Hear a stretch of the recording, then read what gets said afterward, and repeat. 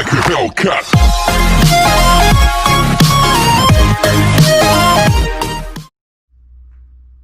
Start off with today's video. I've got the ignition switch and the other half of the loom. This is the old one that we took out. As you can see, just horrible. This is the one that I've put in. Just soldered that in, heat shrinked up. I know the wires don't match. This one is actually off a Ford KA.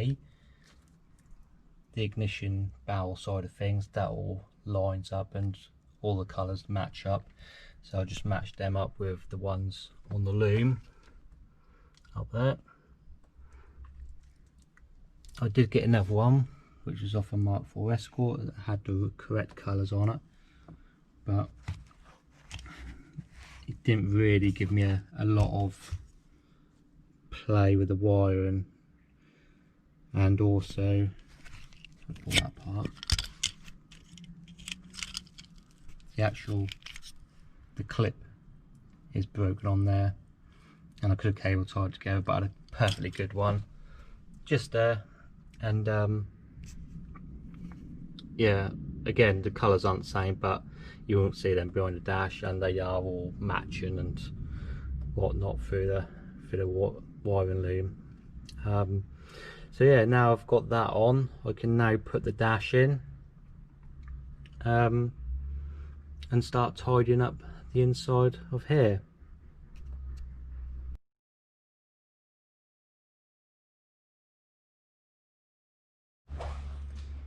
Right, I've got this pipe off now. This little end was a bit of a nightmare to get off for dirt and crap. But it's off, goes around the fuel tank to the pump. Got my waistline AN fittings and the hoses. And I did order 2 metre hose, but they came in 2 1 metre lengths. So I'm hoping I can get enough just to stretch it across for now until I can get some more ordered. And I've got the new cotton reel mounts to replace the broken ones. So what I'll do is I'll do that now.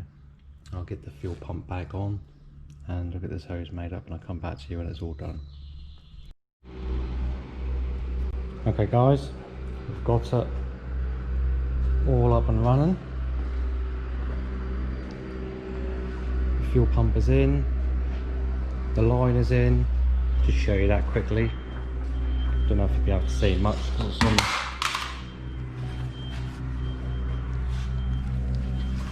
It's on the floor.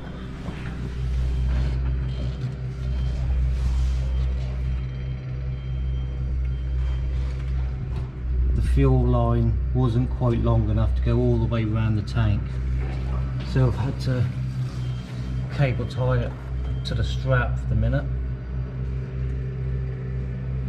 But I have ordered a longer section, so we'll remake this.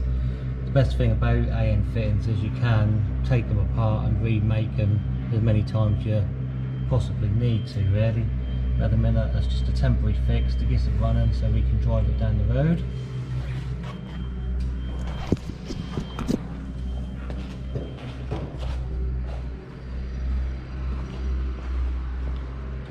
We've got all the seats, dash and interior in, so that's all nice. I did mention a couple of videos ago about the fuel pump constantly being on. Someone's wired in a temporary relay and cut out the signal, that little green and red wire, which switches it off when it's up to pressure.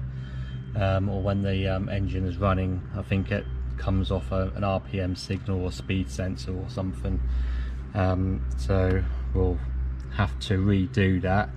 I'll scour the internet tonight and see if I can get a pink relay and the proper thing to locate that into. We've got the radio in now as well.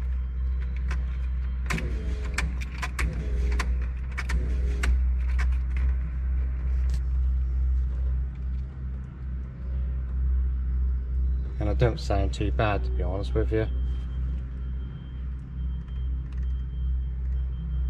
Don't know if I'll connect to my phone or not.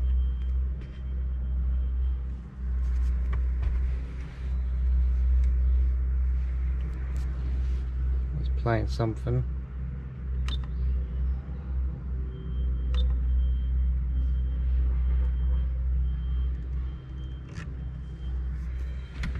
Don't know what it's playing.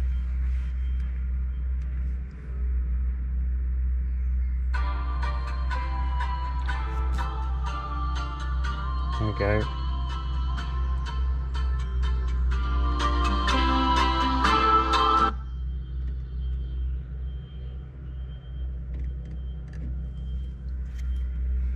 Just cut out again. Anyway, but that works. Another problem that we had was that the fan wasn't kicking in when that was getting hot, the radiator fan. And I found out that the switch was knackered. So I ran down to Eurocar Parts, got a switch, just put a little fly lead in there at the minute. I have ordered the correct plug that goes on to there. That should be here in a couple of days, but for the minute that's a nice little temporary fix. So yeah, that's all cutting in and out nicely now. Fuel pump's in, interior's in. The only thing we've got to do now is give it a road test, which we will do in the next video. I'll set up a little camera, a little point of view, laps going around the local area. But we'll leave it here for today. Short little video. See you in the next one.